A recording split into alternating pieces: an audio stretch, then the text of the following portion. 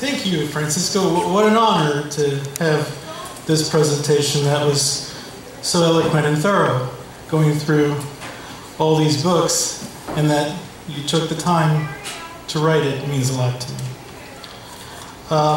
Well, as Francisco pointed out, I will be, well, let me lay it out. I will be reading backwards from heresies to fetish to furia. And I will begin with some saints' monologues that, yes, they could be called transgressive, okay, or naughty, or any such word. Now, I do want to emphasize that I did not write these sonnets with any kind of need to shock or to titillate or anything like that. That wasn't the case at all, and they were rather difficult for me to write. What I was aiming at really was how faith works compared in light of reason. How can it be that someone who is so unreasonable, so irrational, can possess such a luminous faith? I find this contradiction fascinating, how this can be, how human beings can do this. And so these are voices, canonical and also of my own invention, that give voice to this sacredness that transgresses the boundaries of reason, of common sense, of sociability as well. I will begin with one poem that Kelsey so graciously included in the packet, and that's Saint Salda, patroness of welders. Salda comes from, she is a saint of my own invention, and the name Salda comes from the Spanish soldar, which means to weld. And that is exactly how she practices her faith, her passion for the sacred. Saint Salda, patroness of welders. I am the apostle of solder, gospel of acetylene and electric arc. My staff the welding rod, my church of junk found, junk borrowed, junk bartered, junk bought at flea markets, anything from an egg beater to a brass bushing to a truck flywheel. No wooden pietas, no plaster Christ childs, no sandstone saints, but scrap metal angels with ball-bearing eyes, windmill wings, pontoon feet. Clad in a bull's hide habit, armored wimple, I solder flatware skeletons for the Day of the Dead. Fuse a synod's schisms with flux. Sculpt the Corpus Christi monstrance, a drum break with fan blade cross, rake's teeth raise. My processional of nuns on rusted stilts, roller skate altar boys, prosthetic donkeys. In my grotto of dreck by sacramental smelters, I weld virgin litanies, 12-gauge beads, scribble magnificats on molten steel, Epiphany's flame, sparks of Bethlehem.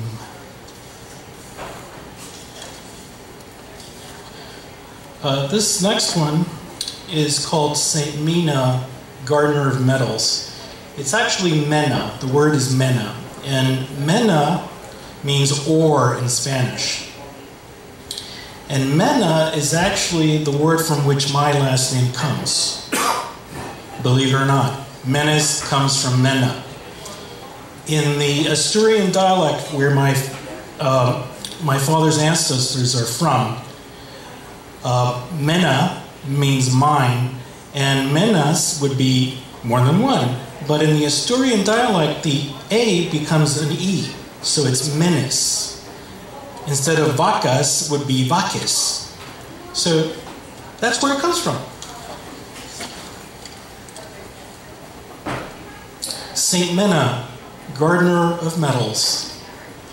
I hallow the lichens that bloom pig iron to ferruginous corallida. Bow to the molds that pit iridium bracts. Bless the broom that patinates glades of serrated brass. In orchards manured with antimony, I harvest bushels of burnished mangoes, galvanized guavas, nickel-budded pawpaws, those tin naseberries that soon rot to pewter. And in my hothouse of mist, a cast-iron canopy, I tend the stray rhodium, groom the cast-off vanadium, graft the foundling gallium, braise the misunderstood cerium.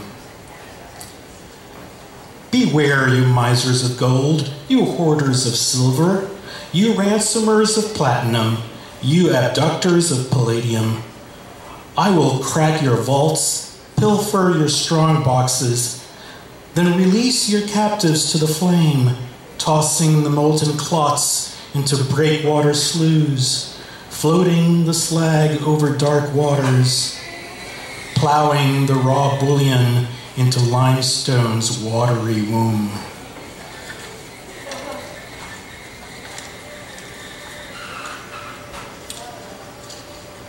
I think I'll read, I had another one in mind, but I'll read St. Rose of Lima. Counsels the washerwoman of, Lima. Well, why St. Rose? I was born in Lima, Peru. I'm Cuban, but I was born there. Complicated. Exile works that way. So, I lived in the center of Lima for many years. Right, like 2 or 3 blocks away from the holiest church, the Church of the Nazarenes, where the image of Christ on the cross has survived many, many earthquakes. And it's the image, a duplicate of it, that is paraded around Lima for the procession of our Lord of Miracles. I also lived just a few blocks away from where St. Rose of Lima's convent was, and where St. Martin of Porres also lived. So I was surrounded by this Catholicism like you wouldn't believe. And St. Rose was an extreme saint. She was an ascetic. And many of the details in this poem are true. She did do many of these things. So, she was the first person to be canonized in the New World. She is the primordial, the prime counter-Reformation saint, at least in the Americas. So, St. Rose counsels the washerwomen of Lima. Cast off those husbands at the tavern, drag those kids to the foundling house, and come live my convent of cleanliness. Sisterhood of thorned habits, thistle sandals, rawhide girdles. Silent toil will be your rule as you stoke the copper vats, starch wimples to discipline. Bleach will smother like honey your pruned up hands. Your bare knuckles will rasp washboard Te Deums. Want to be the bride of Christ? Pain alone can lure his love. The cloistered coquette learns to flirt by flagellation, wears a goat hair negligee, primps with quicklime red pepper. She distrusts spectacles, demands caustic benedictions. She has no need of priests in gilded chasubles or altar boys dancing with silver crowns. Holy is her laundry water workday's end. Her chapel suited and clotheslined, her soap sacramental, lie from Lenten ash.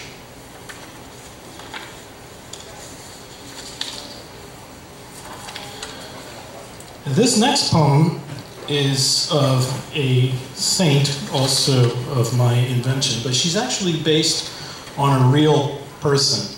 There was a woman in Pinar del Rio, that's the most eastern province in Cuba, who in the 1930s began to, she's a peasant woman, began to heal people with water.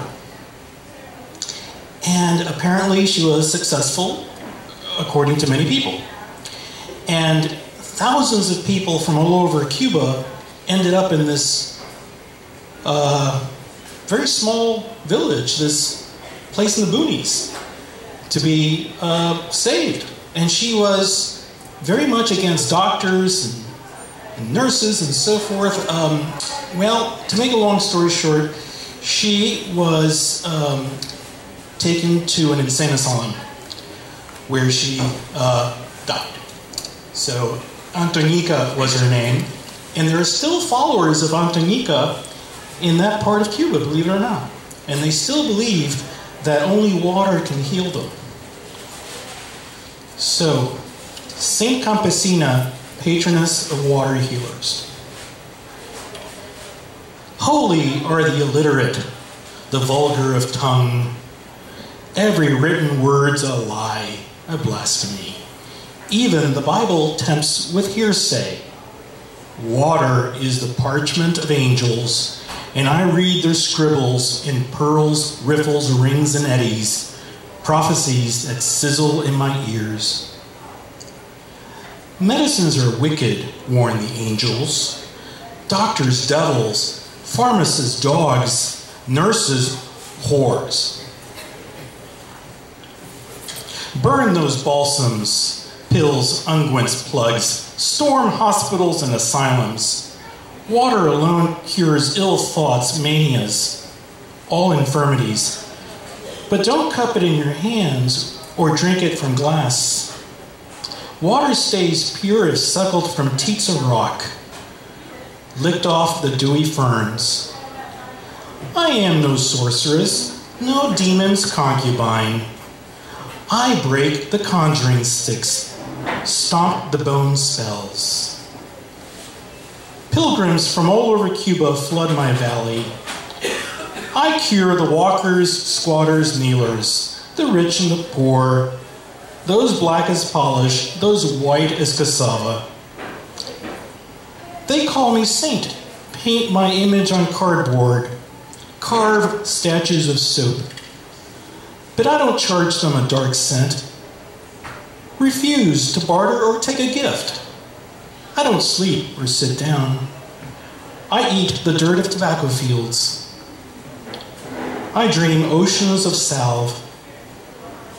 Holy water gushes from my mouth. Now I'll be moving to fetish. And this poem that I will be reading to you is also set in that eastern part of Cuba, Pinar del Rio. The name indicates that there are many pine trees, and that's true. But there's also a lot of tobacco there. That's where all that expensive Cuban tobacco is grown there, right there. And it's still grown there. So this poem is somewhat autobiographical, but it's also imagined. And I imagined a stone Christ, this Christ carved on a rock, as a place for devotion. And it's a very personal poem. It's called El Cristo de Piedra, the Stone Christ. In this valley where limestone hills jut out like hairy moles over furrows of tobacco, a rock-faced Christ sprawls on a skew cross, as if a child had taken loose chert to etch his fanged mouth, stick legs, twigged fingers. I touch gouged eyes that seep candle wax, caress his ochre heart, pray to have a child.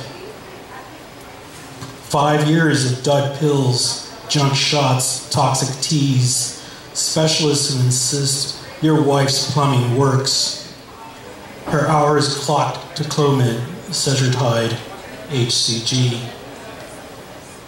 Our fridge a mosaic of RXs, labs, medals, holy cards. I scratched the ground for a sign, a root gnarled like a crucifix, a seashell Mary, a fig leaf scapular, but only dig up a few termites dried to husk.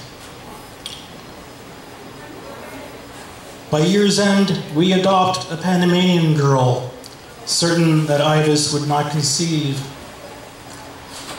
Around March, she gets fits of heartburn, thinks it's acid reflux, then faints, vomits one morning.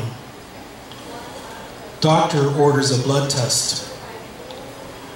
Days later, Ivis calls me at work with the good news. I in a daze.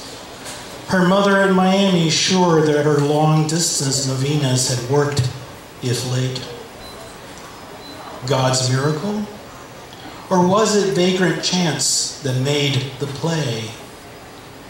Either way, faith is deep water that wears away the rocks of reason, washes out silt of creed, unstable, profligate, resistant to doubt's gravity.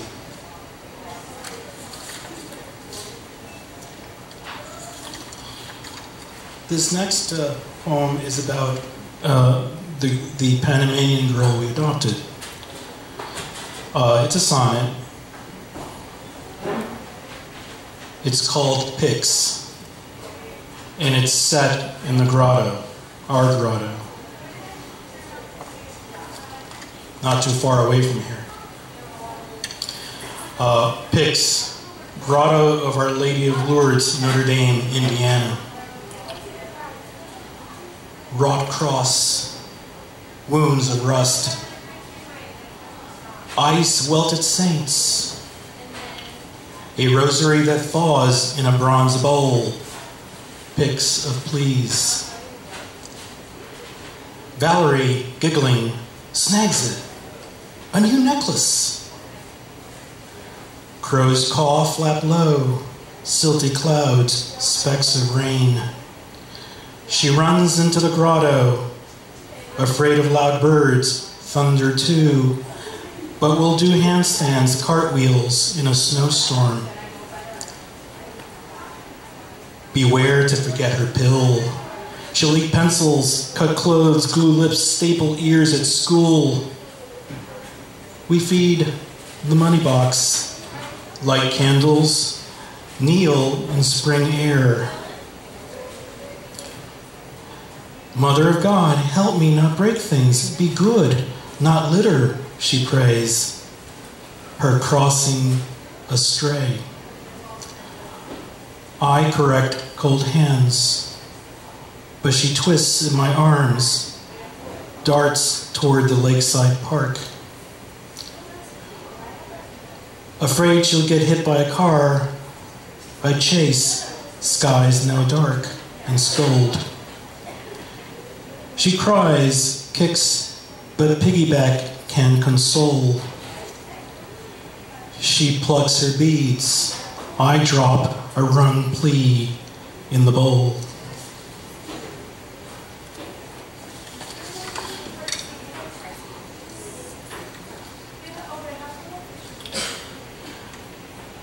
This poem is set in Cuba, and it's called Libros, books. And something that you need to know about Cuba and how the Cubans live. I mean, now Cuba is very much in the news. But you know, most Cubans don't have any goods at all. I mean, they lived very deprived lives. And it's still that way. I mean, last time I went there was in 2003, and that was true. And then in 1998, it was even more true. So something that startled me about my wife's uncle's house, he's an economist, was how many books he had. But they were all coming apart. They were so poorly made. And you also see throughout the city how people use books or anything else to fix things. You know, like making do is their way of life. In Spanish, it's resolver, just making do with what you have. And so this poem is a kind of homage to this making do. Libros. Hardbacks are the bricks that prop a sinking feather bed, while rag paper science fiction stows away in a Soviet fridge, shorted by blackouts.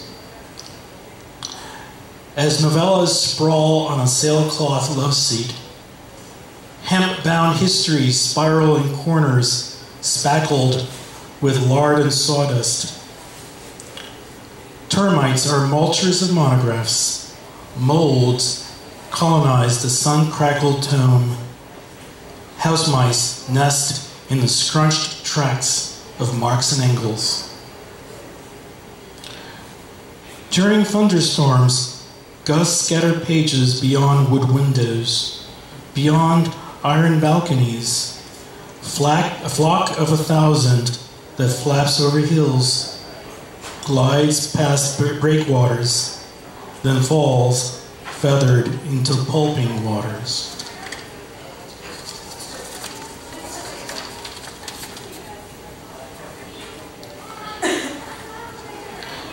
This next one is another sonnet, and it's about my father and me. He was trained, he was an upholsterer who made money in Peru and then lost it all and went back to upholstery. And that didn't go so well, so he got some money to start a shop to make cabinets and other things, and that didn't go too well. In fact, nothing went well. And I helped him. And I was a terrible assistant. Really bad. But one thing I learned from the old man was the value of work. And I thank him for that. So this poem is called Ars Poetica. Can you hear me, guys? All right. Ars Poetica. After an oiled stone wet the chinked blade, Papa planed leftover lumber, groomed the grain with emery rags, nipped shards, buffed to suede every nick and scratch, then smeared an oily stain. Armoire, cupboard, credenza, or stool, each made to outlast mold's caprice, rot's relentless reign. A cement shed, pawnshop tools. Papa got paid with cardboard IOUs but didn't complain. Dallied bills, snubbed calls, worried about dirt spoiling beeswax, a runny varnish. The hair that strayed into seamless shellac. While I gave succor to fractures, restored scraps, healed the wart on a lacquered pine leg, vigilant in my care of salvaged wood as it bucked the austere lathe.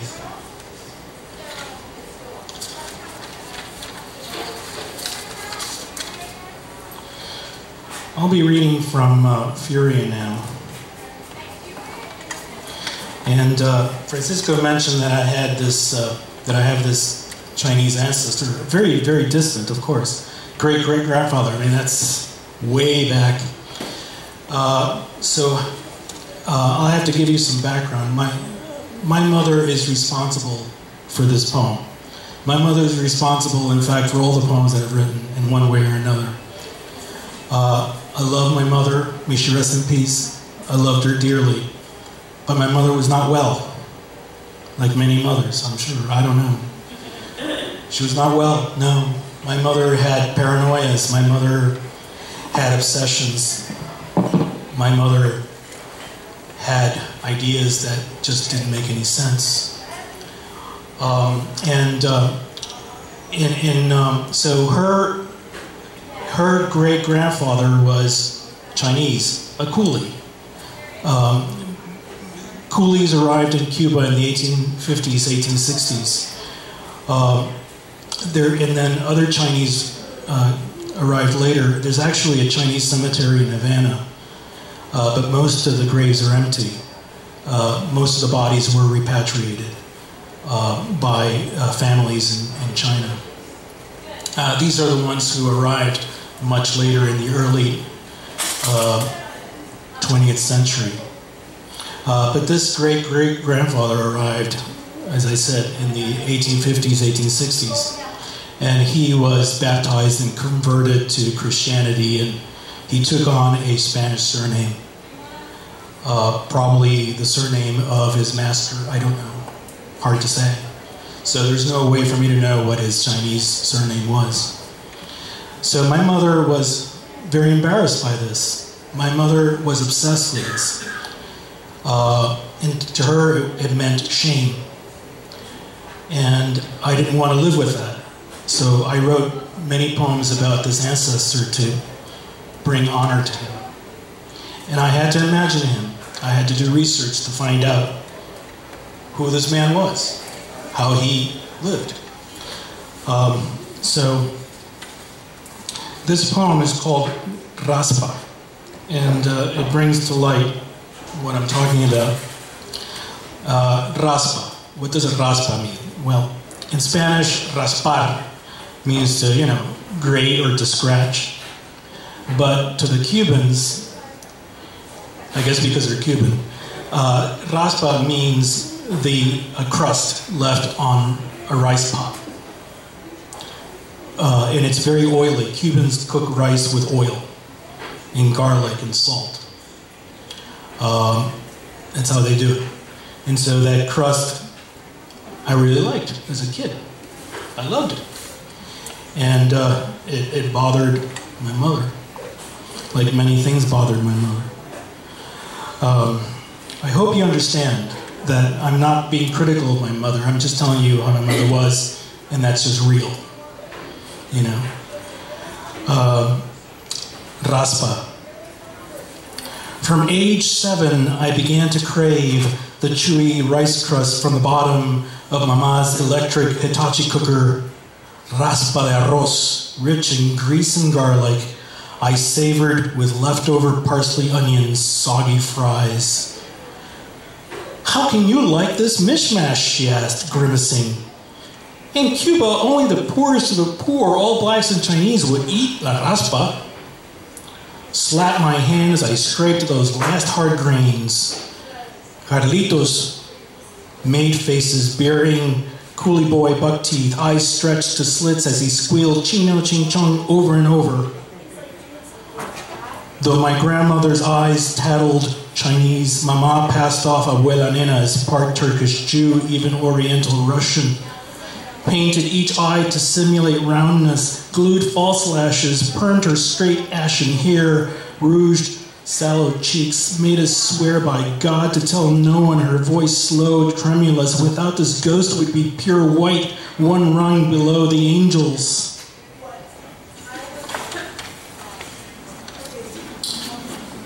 It's rough, I know, it's tough, but, I write about how life was. And sometimes, how we imagine the truth is actually harsher than how the truth was, which is one of the lessons that I've learned about writing poetry. When you write a poem, you feel the truth more intensely than you actually feel it when you remember it. So maybe if the truth in a poem is not quite the truth as how others remember it, it's your truth. So the next one is called arroz. Now, what do I write about arroz? because Cubans eat it a lot. They eat it at every meal. There's no meal that has no rice. They'll eat rice with potatoes, with cassava, with malanga, with fried plantains, with bread. They'll eat it with everything. And they'll cook rice with just about anything. And rice is something very defining for the Cubans. In Spain, Spaniards don't eat rice at all. They eat bread, plus whatever else. But not the Cubans. Rice, rice, rice. Sort of like in New Orleans, you know, that part of America. So, arroz, rice. Fact. Cubans eat as much rice as the Chinese.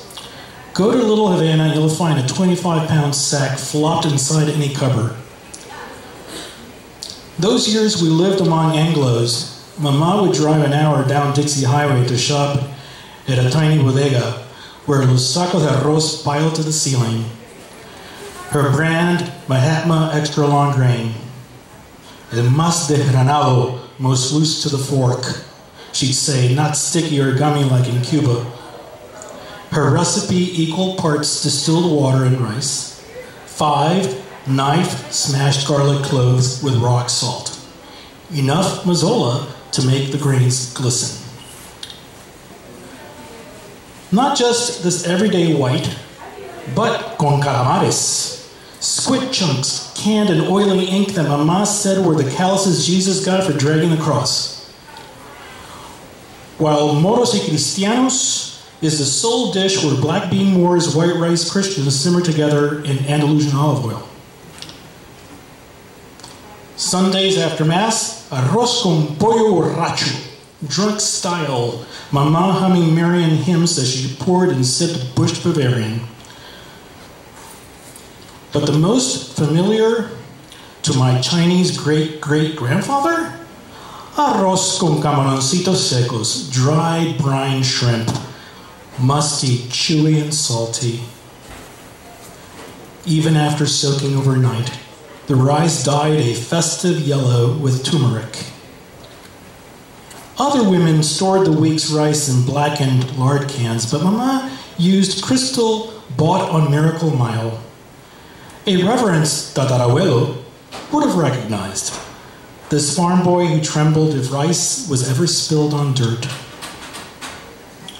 To Americans in the late 1960s, Uncle Ben's was wholesome food. But Mama called her Anglo neighbors bad mothers for feeding their kids plastic rice. Boil the box instead, more nutritious. And tatarabuelo? He'd rise from the grave, ready to fight, calling parboiled rice a sacrilege to Shen Nung, divine farmer. During famines so common then, he would have treasured what little they scrimped and scrounged, each grain a night-shining pearl, a miniature Buddha. This one is one that Kelly photocopied, and praises to our Lord, Our Lady of Mercy, Kuan Yin.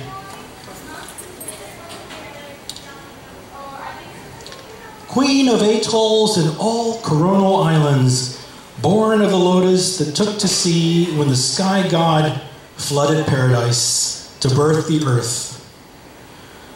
Madonna of oceans who beads her rosary with keys of red star coral, whose hymns gyre the monsoon, merciful mother who bears storm-cast fishers and sailors to harbors of grace, whose sidereal eyes watched over tatarabuelo those long months stalked inside a Boston clipper bound for cane fields in Oriente.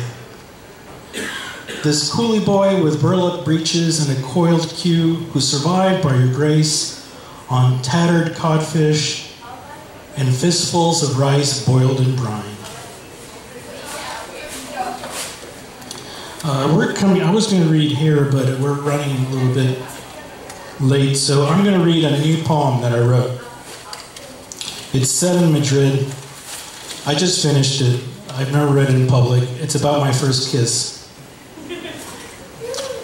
Yeah, it's what it is. It's a sonnet. Okay. I don't know what your first kiss was, but this was it for me. Okay. Kissing in Madrid. Dance floor of Rex. Gran Via discotheque. My first deep tongue kiss, sloppy, succulent like mango. Long slurps, giggly burps, my neck wet with nibbles as we grope, grind, vent libido, strobes pulsing to Barry White's moan, our bodies simmering in slow burn funk. She an Air Force brat from the base at Torrejon, frizzy blonde, light as a mannequin. I the clunk in platforms, bell bottoms tight as a corset. So I cling to her, swaying in that nicotine fog.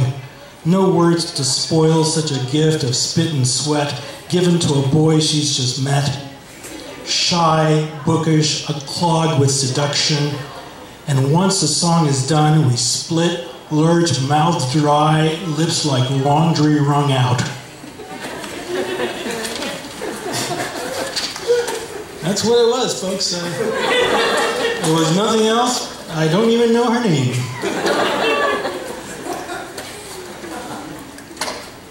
Thank you so much.